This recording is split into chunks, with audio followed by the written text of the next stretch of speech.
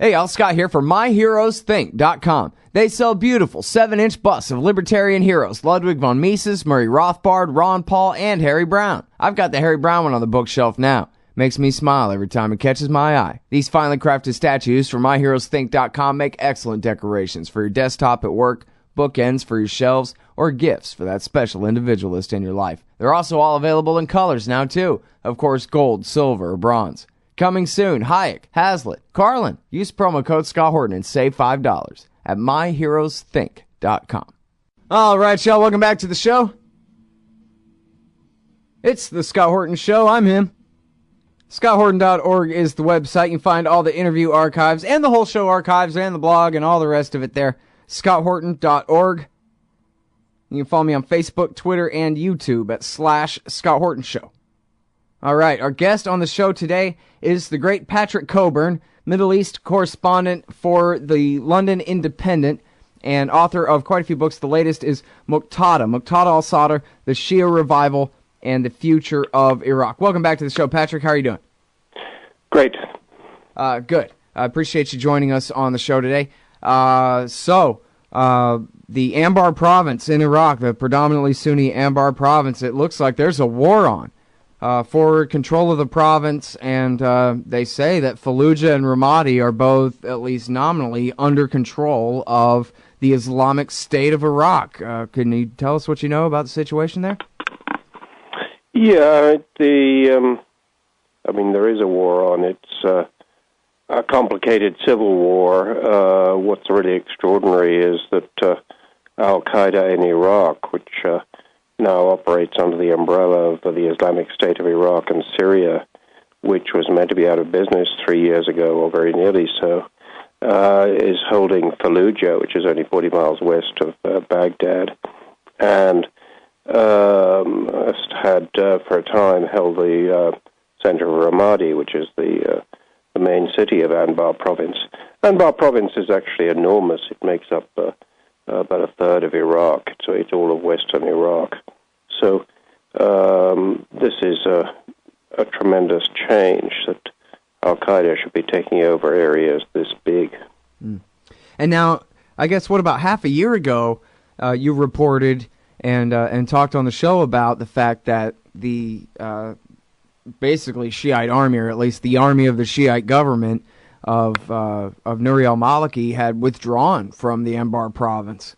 I guess were throwing up their hands in, if not outright defeat, they just were giving up on the idea that they could really exercise monopoly control over that territory at that point. Is that about right?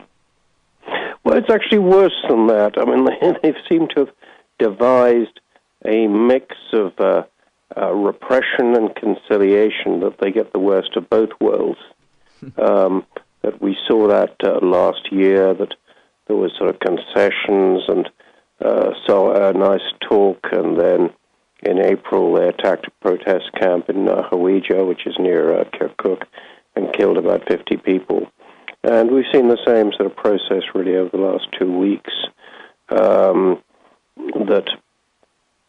we got an election coming up in April in Iraq, parliamentary election. That's going to decide the future of the Prime Minister Nouri al-Maliki. If he gets a majority, he can have a third term.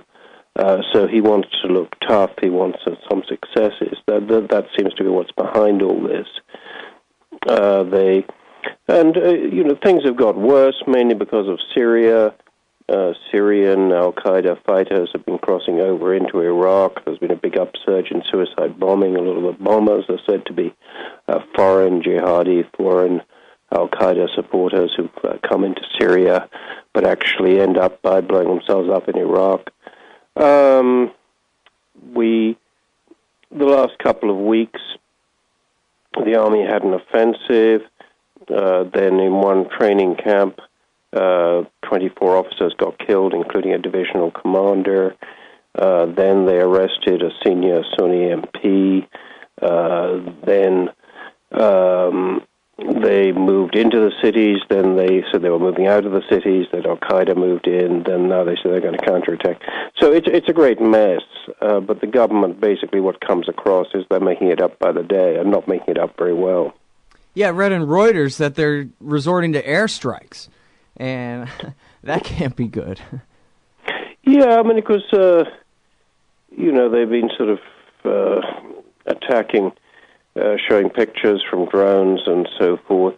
I don't think that they have much idea what they're attacking. Civilian casualties are likely to be high. There's likely to be even more feeling against the sort of hostility against the government. Mm-hmm. So I think, what overall, what are we seeing here? We're seeing the government in Baghdad, the Shia government in Baghdad, really lose control of Sunni areas, which is west and sort of large part of northern Iraq. Mm-hmm. It's they're more and more confined just to areas held by the Shia. So it's been a disastrous couple of weeks for Nouri al-Maliki.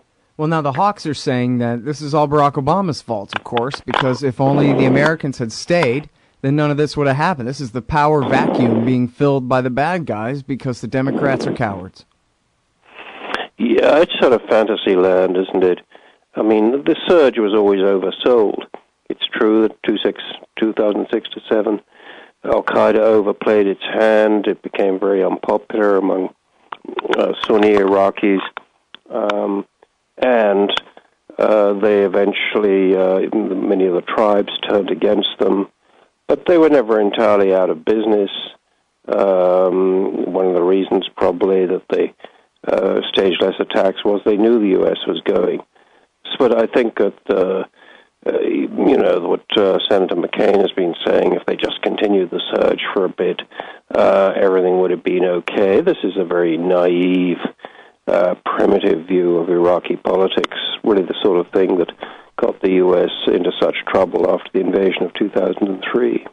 Yeah, it seems like these guys should have to get an electroshock or something every time they say something like that and leave out the fact that there wasn't a single member of Al-Qaeda in Iraq before the American invasion of 2003. In fact, the way I remember, Zarqawi never was a member of Al-Qaeda, didn't declare himself loyal to bin Laden and Zawahiri's goals until the end of December 2004. Almost 2 full years into the war. Yeah, I think that, one of the reasons is that, and I think this is one of the great mistakes of the U.S. and Britain and elsewhere, is to think, there's Al-Qaeda, which is closely organized, it's like the Pentagon. And then it's very different from all these other jihadis and who are mostly, have an ideology very similar to that of Saudi Arabia. In fact, they're all sort of they all have similarities. So I don't think, killing bin Laden and so forth was ever going to have much effect. I think what's most extraordinary, and it amazes me that governments have got away with it since 9/11, is at the time of 9/11, Al-Qaeda was a very small organization. We have these enormous budgets for security organizations. We have all these security measures at airports. We have gigantic sums of money spent. And what's the result after 12 years? Which is Al-Qaeda is much bigger than it was then. It controls a great swathe of territory in northern Iraq, through northern Syria, right over to the Mediterranean. The slogan of Al-Qaeda is they say, we control from Diyala, which is a province just to the northeast of Baghdad, to the Mediterranean. Now, what were all these guys doing when this happened? I'm Scott Horton. I'm talking with Patrick Cockburn, and he's Middle East correspondent for The Independent.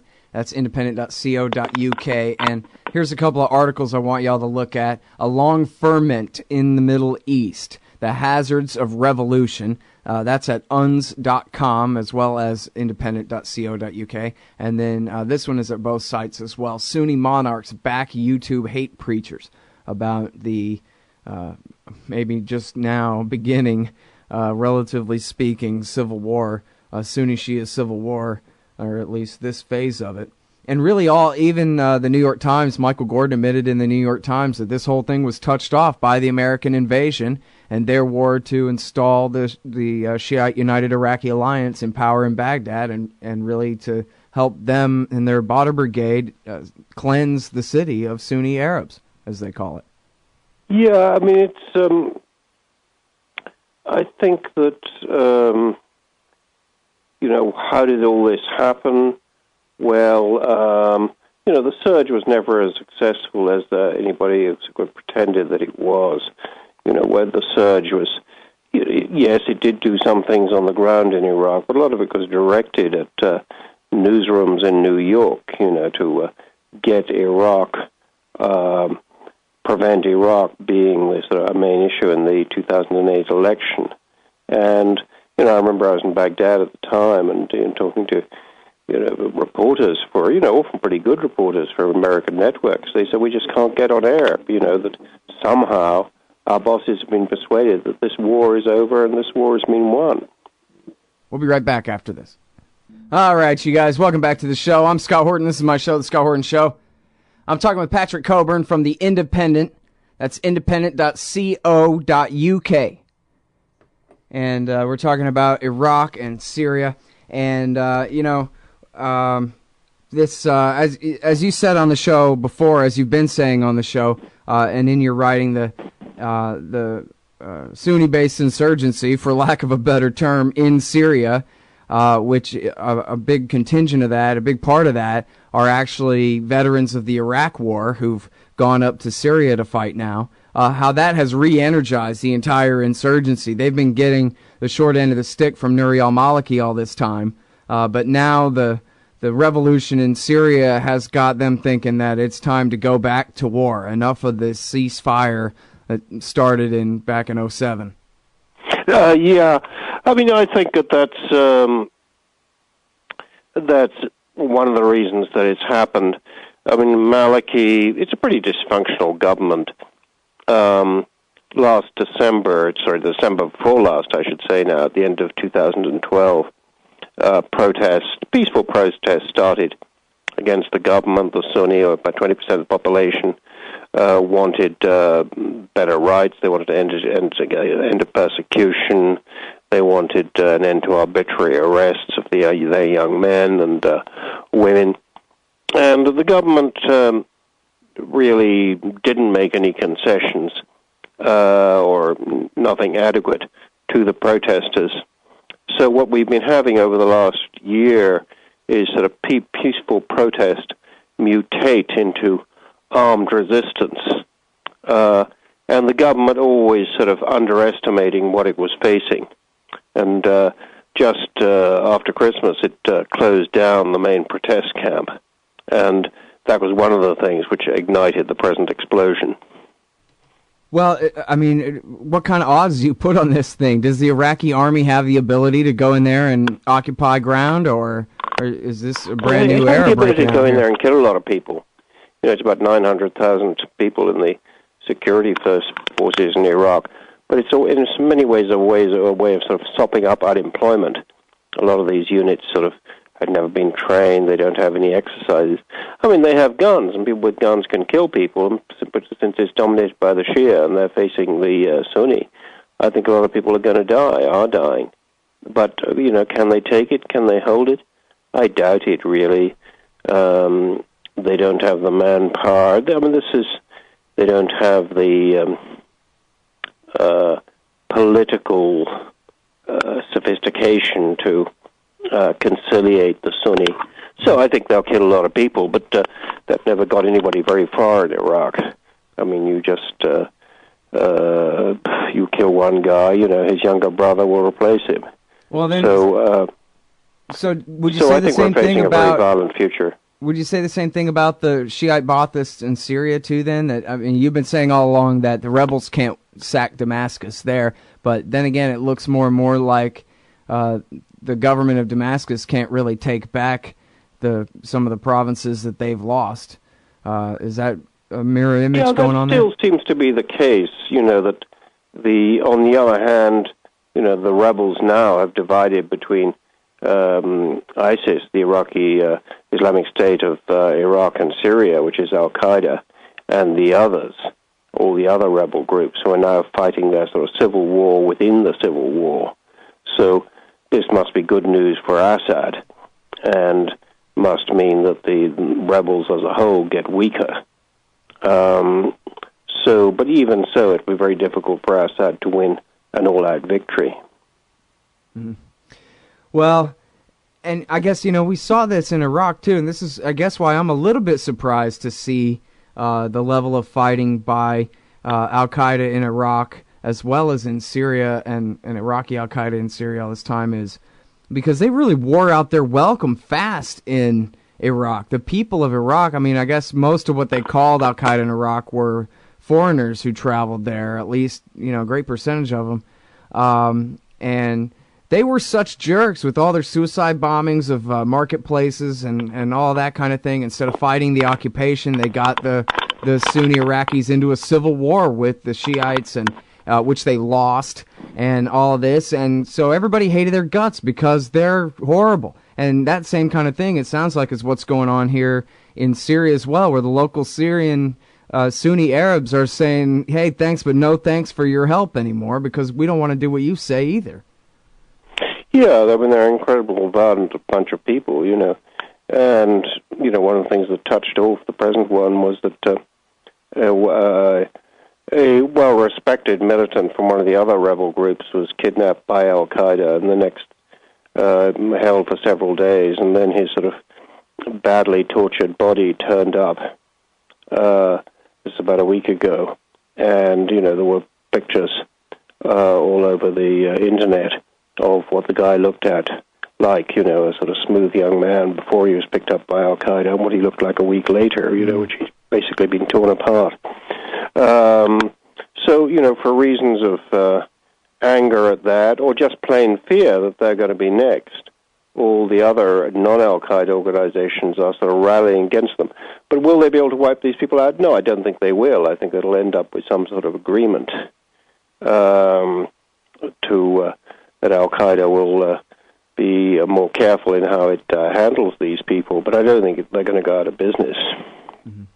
All right, now, it's almost silly to talk about this in a way to try to divide which groups are which there, but it seems like the Free Syrian Army, they've all hightailed it to Turkey or whatever. They're gone. And so this new group, they're calling it, at least in English in the American media, they're calling it the Islamic Front. And this is basically what everybody except the ISIL. And then does that include Jabhat al-Nusra, or are they fighting on the same side? No, they as they have quite good relations with them.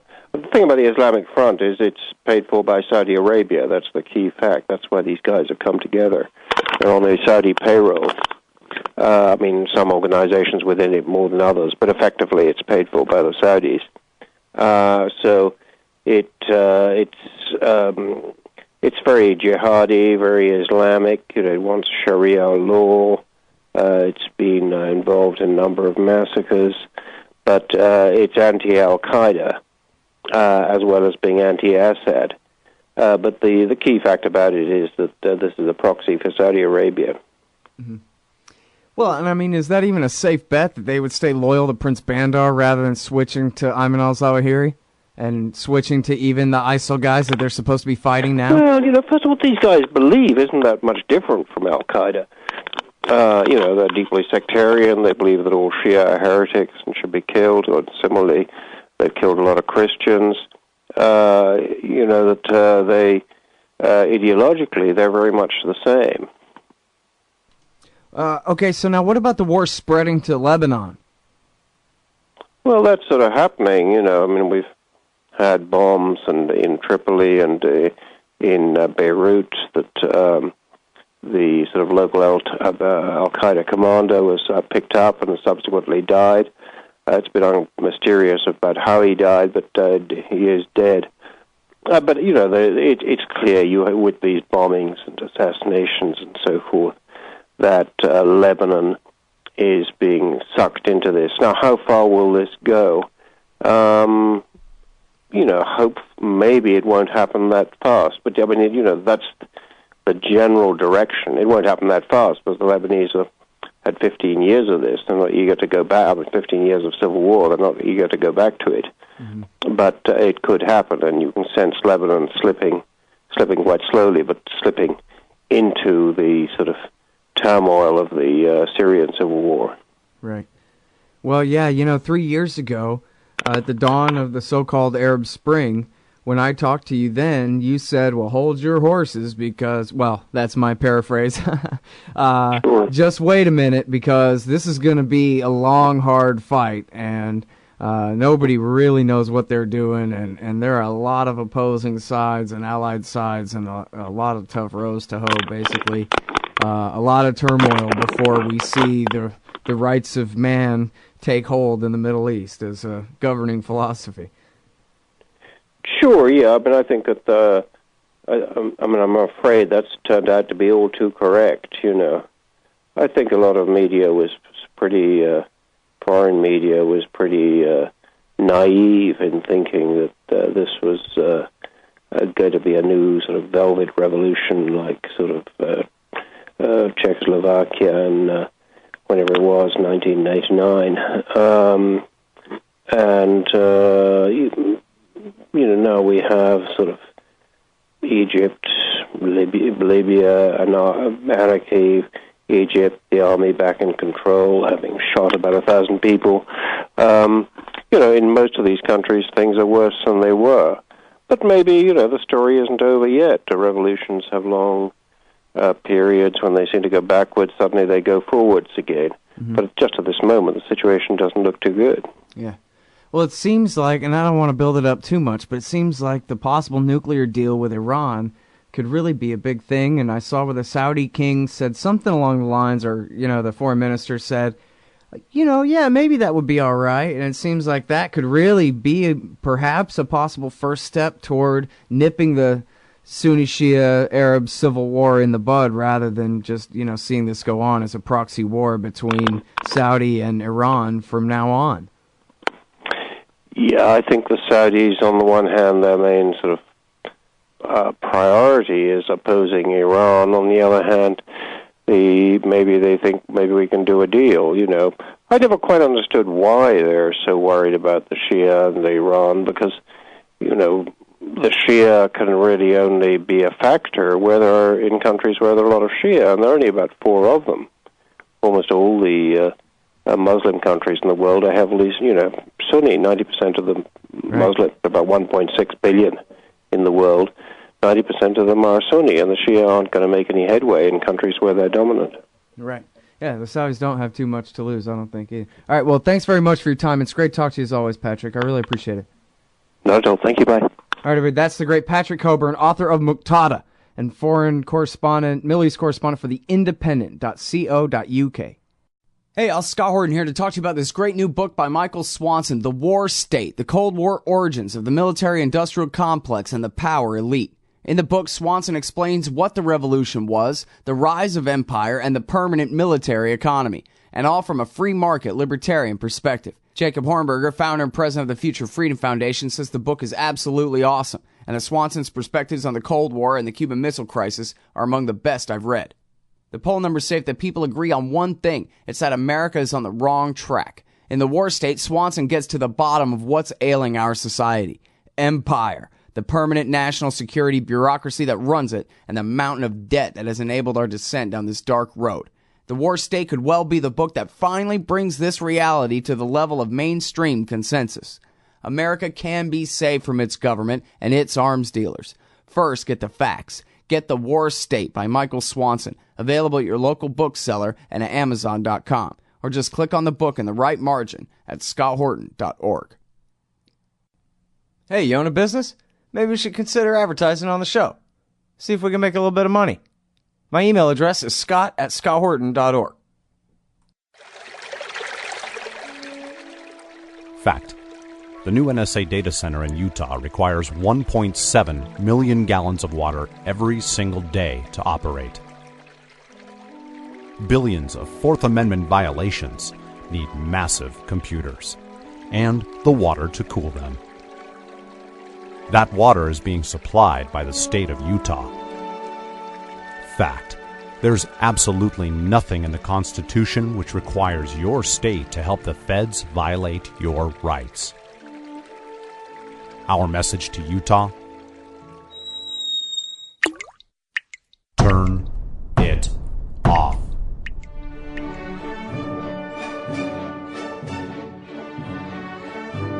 No water equals no NSA data center. Visit offnow.org.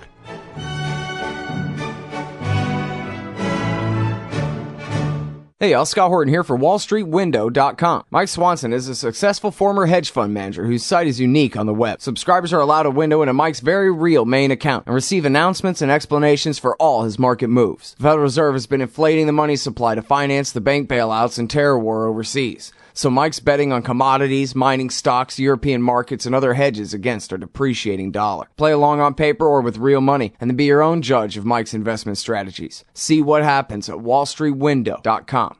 Why does the U.S. support the tortured dictatorship in Egypt? Because that's what Israel wants. Why can't America make peace with Iran? Because that's not what Israel wants. And why do we veto every attempt to shut down illegal settlements on the West Bank? Because it's what Israel wants. Seeing a pattern here? Sick of it yet? It's time to put America first. Support the Council for the National Interest at councilforthenationalinterest.org and push back against the Israel lobby and their sock puppets in Washington, D.C. That's councilforthenationalinterest.org.